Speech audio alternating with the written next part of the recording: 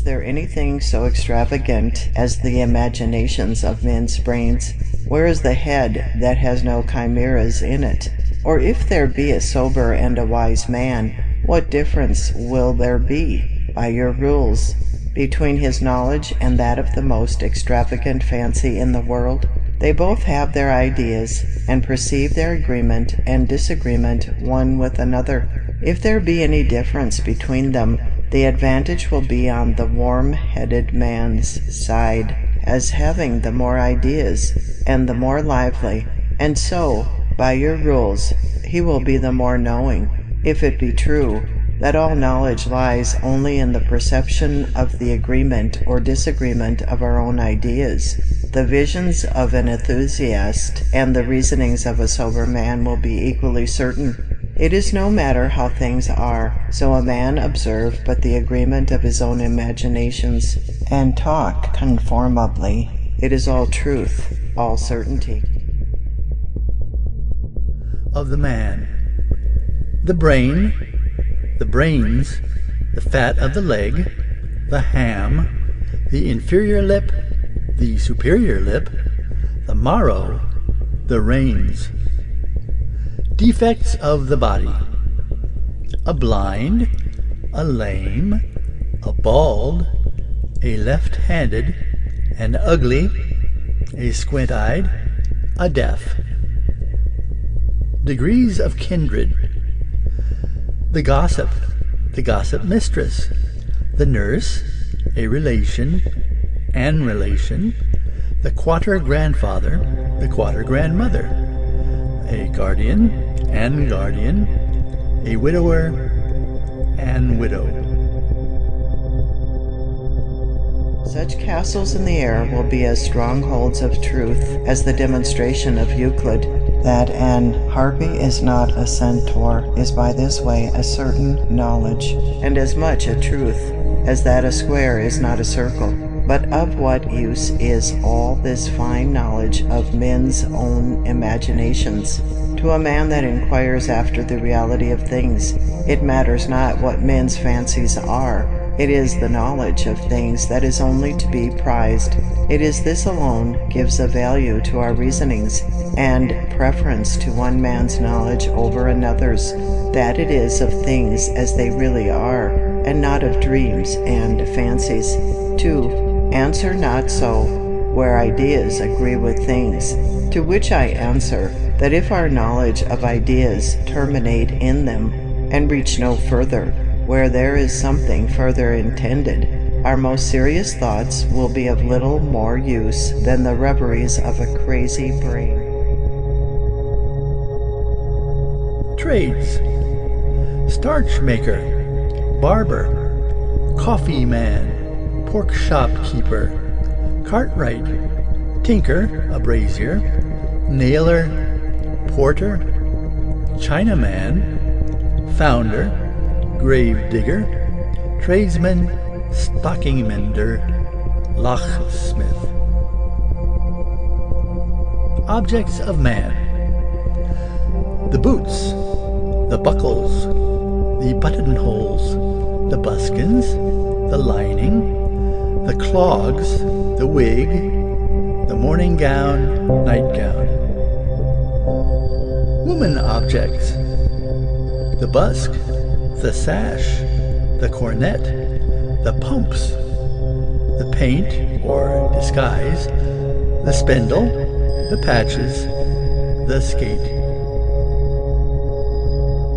And the truths built thereon of no more weight than the discourses of a man who sees things clearly in a dream, and with great assurance utters them. But I hope, before I have done, to make it evident that this way of certainty, by the knowledge of our own ideas, goes a little further than bare imagination, and I believe it will appear that all the certainty of general truths a man has lies in nothing else. 3. But what shall be the criterion of this agreement? It is evident the mind knows not things immediately, but only by the intervention of the ideas it has of them. Our knowledge, therefore, is real only so far as there is a conformity between our ideas and the reality of things.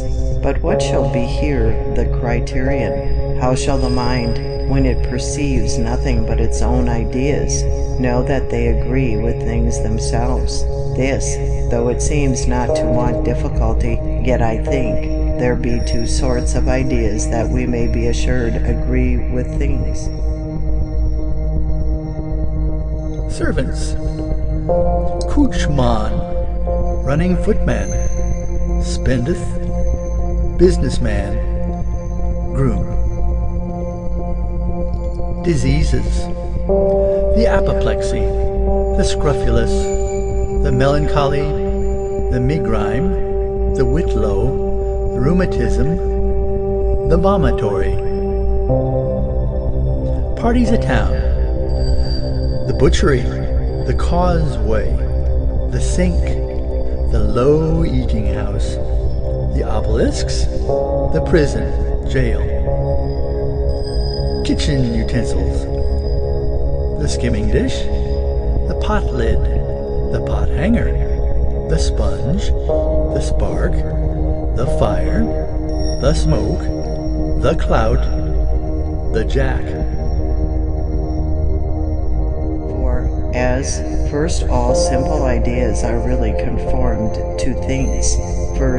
The first are simple ideas, which, since the mind, as has been showed, can by no means make to itself, must necessarily be the product of things operating on the mind in a natural way, and producing therein those perceptions which by the wisdom and will of our Maker they are ordained and adapted to. From whence it follows that simple ideas are not fictions of our fancies, but the natural and regular productions of things without us, really operating upon us, and so carry with them all the conformity which is intended, or which our state requires, for they represent to us things under those appearances which they are fitted to produce in us, whereby we are enabled to distinguish the sorts of particular substances, to discern the states they are in, and so to take them for our necessities, and apply them to our uses. Of the bed: the bedwood, the bed batten, the feet's bed, the pillar's bed, the head's bed. For the table: some knives, some groceries, some crumb. Eatings: some black pudding, some sugar plum, some wigs, a chitterling sausages, a dainty dishes, a mutton shoulder, a little mine, hog fat, some marchpanes, an amelet, a slice steak, vegetables boiled to a pap. Seasonings: some wing, some cinnamon, some oranges, some pinions, some hog's lard, some verjuice. Drinkings: some orgeat, some paltry wine, some syrup or sirop. Thus the idea of whiteness or bitterness, as it is in the mind, exactly answering that power which is in any body to produce it there, has all the real conformity it can or ought to have with things without us, and this conformity between our simple ideas and the existence of things is sufficient for real knowledge. 5. Secondly, all complex ideas, except ideas of substances, are their own archetypes. Secondly, all our complex ideas, except those of substances, being archetypes of the mind's own making, not intended to be the copies of anything, nor referred to the existence of anything as to their originals, cannot want any conformity necessary to real knowledge, for that which is not designed to represent anything but itself can never be capable of a wrong representation, nor mislead us from the true apprehension of anything by its dislikeness to it.